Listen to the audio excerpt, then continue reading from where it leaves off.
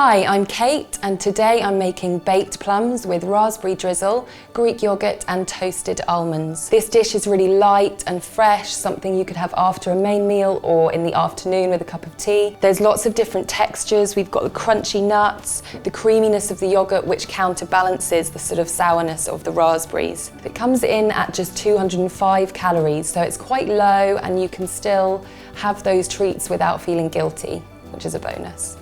Let's get started.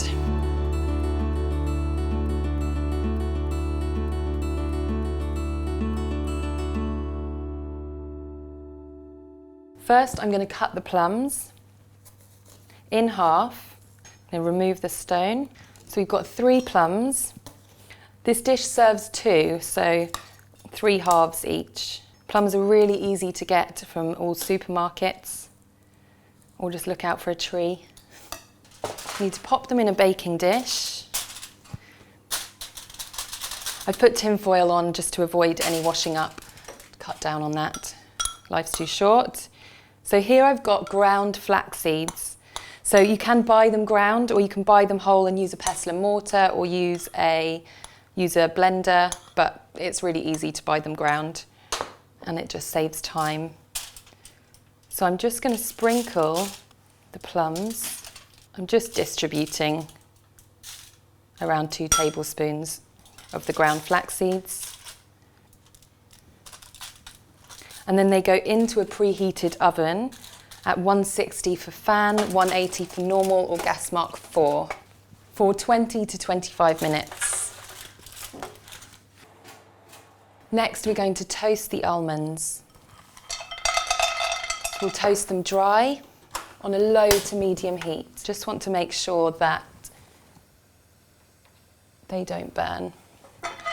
So just keep turning them. Nuts are really good for snacking on, having in your bag throughout the day, not covered in salt and sugar ideally. I think those are done now. So I'm just going to pour those onto my chopping board. So we won't need all these nuts. We'll just need 4 for this recipe, so I can keep the rest to use at a later date. Just keep in the store cupboard. I'm going to roughly chop these. They will be the garnish at the end. I'll keep these to one side for later on. Next, we're making the raspberry drizzle. So I've got 50 grams of defrosted frozen raspberries. It's just much easier to have in the freezer rather than have to buy fresh. You can just use a handful at a time. So I'm going to pour them into a pan.